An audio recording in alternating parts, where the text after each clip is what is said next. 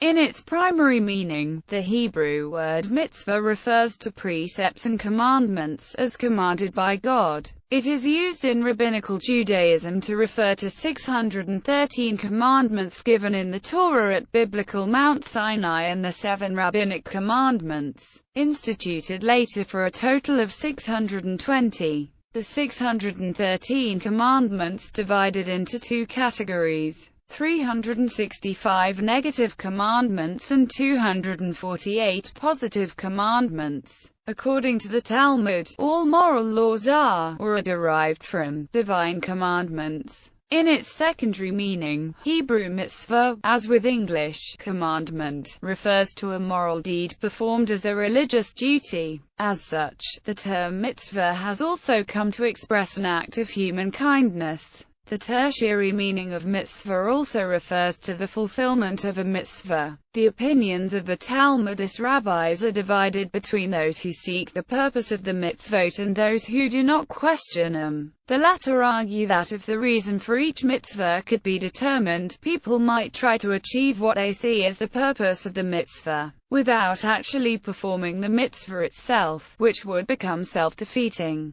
The former believe that if people were to understand the reason and the purpose for each mitzvah, it would actually help them to observe and perform the mitzvah. Hebrew Bible. The feminine noun mitzvah occurs over 180 times in the Masoretic text of the Hebrew Bible. The first use is in Genesis chapter 26 verse 5, where God says that Abraham has obeyed my voice, and kept my charge, my commandments, my statutes, and my laws. In the Septuagint the word is usually translated with entele. In Second Temple period funeral inscriptions the epithet philentelos, lover of the commandments, was sometimes inscribed on Jewish tombs. Other words are also used in Hebrew for commands and statutes. For example, the 10 Commandments are the 10 words. Rabbinical enumeration. The Tanakh does not state that there are 613 commandments, and the tradition that 613 is the number of mitzvot in the Torah first occurred in the 3rd century CE, when Rabbi Simlai mentioned it in a sermon that is recorded in Talmud Makot 23b. These are held to be representative of the following: 365 negative commandments like the number of days in the solar year, and 248 positive commandments corresponding to a person's limbs. Talmud. Tractate Makot 23b. 3 of the negative commandments fall under the category of self-sacrifice under Jewish law, meaning, one should let himself be killed rather than transgress the prohibition. The number 613 can also be obtained by gematria. The gematria value for the word Torah is 611, which corresponds to the number of commandments given via Moses, with the remaining 2 being identified as the first 2 of the 10 commandments, which tradition holds were the only ones heard from the mouth of God himself. According to Rabbi Ishmael, only the principal commandments of these 613 were given on Mount Sinai, the remainder having been given in the tent of meeting. Rabbi Akiba, on the other hand, was of the opinion that they were all given on Mount Sinai, repeated in the tent of meeting, and declared a 3rd time by Moses before his death.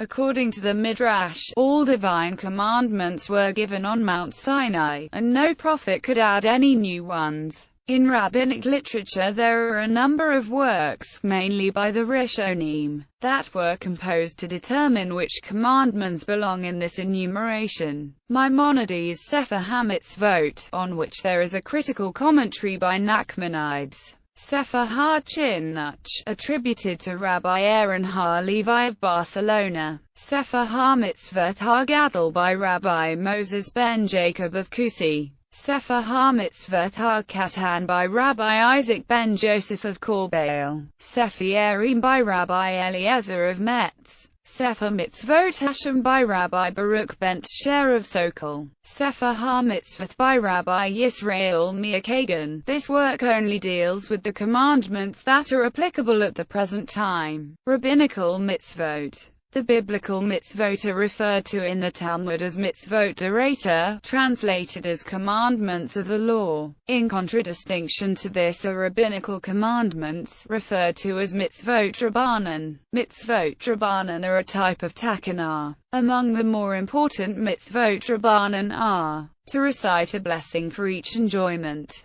to ritually wash the hands before eating bread, to prepare lights in advance of Shabbat, to construct an ERUV to permit carrying to and within public areas on Shabbat, to recite the Hallel Psalms on holy days, to light the Hanukkah lights, to read the scroll of Esther on Purim. These 7 rabbinical commandments are treated like biblical commandments insofar as, prior to the performance of each, a benediction is recited, i.e., "Blessed are you, O Lord our God, King of the universe, who has commanded us." They give rise to the phrase, Keter Torah, as the numeric value of Keter is 620. The divine command is considered implied in the general law to follow any instructions of the religious authorities. In addition, many of the specific details of the biblical mitzvot are only derived via rabbinical application of the oral Torah, for example, the reading of the Shema, the binding of the tefillin and the fixing of the mezuzah, and the saying of grace after meals. 6 constant mitzvot. Out of the 613 mitzvot mentioned in the Torah, there are 6 mitzvot which the Sefer HaShinuch calls constant mitzvot. We have 6 mitzvot which are perpetual and constant, applicable at all times, all the days of our lives.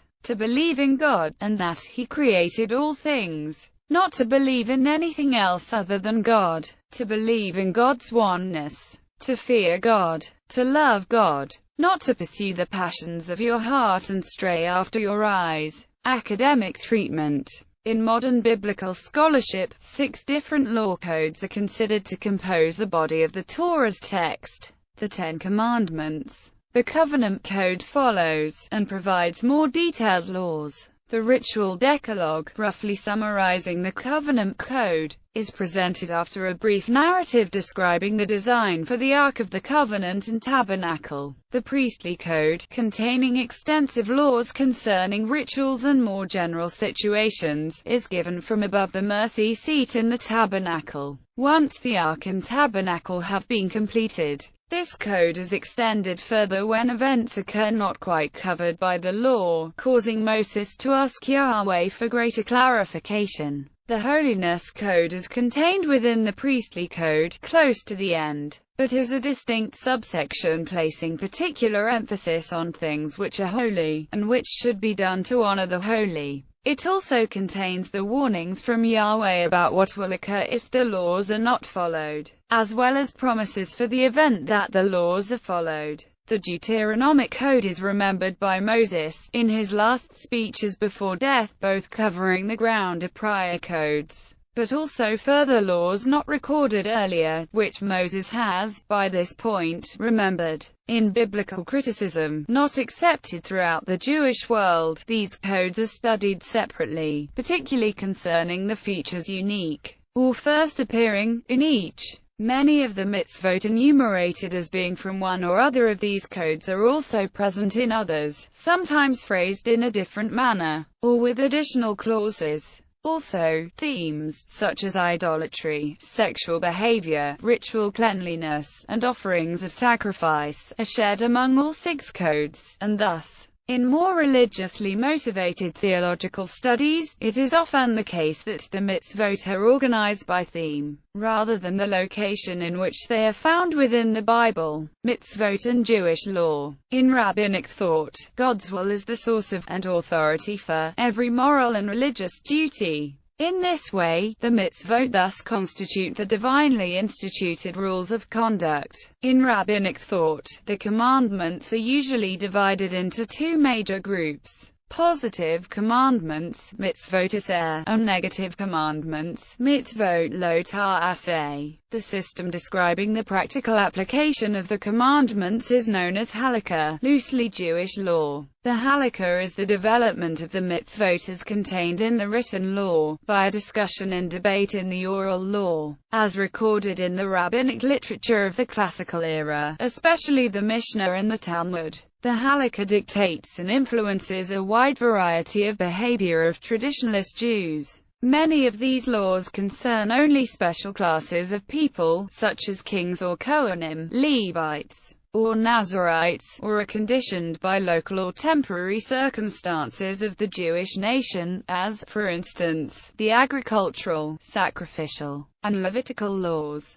The majority view of classical rabbis was that the commandments will still be applicable and enforced during the Messianic age. However, a significant minority of rabbis held that most of the commandments will be nullified by, or in, the Messianic era. Examples of such rabbinic views include that the grain offering of Judah and Jerusalem will be pleasing to God as in the days of old, and as in ancient years. That today we should observe the commandments, because we will not observe them in the world to come. That in the future all sacrifices, with the exception of the Thanksgiving sacrifice, will be discontinued. That all sacrifices will be annulled in the future. That God will permit what is now forbidden. That most mitzvot will no longer be in force. There is no accepted authoritative answer within Judaism as to which mitzvot, if any, would be annulled in the Messianic era. This is a subject of academic debate and, not being viewed as an immediately practical question, is usually passed over in favor of answering questions of the practical halachah. Note that in the Messianic era itself there are different stages. In addition, there is a dispute between Maimonides and Nachmanides as to whether the ultimate messianic state will be bodies with souls or souls alone. The various opinions as to the annulment of biblical prohibitions need to be understood in this context.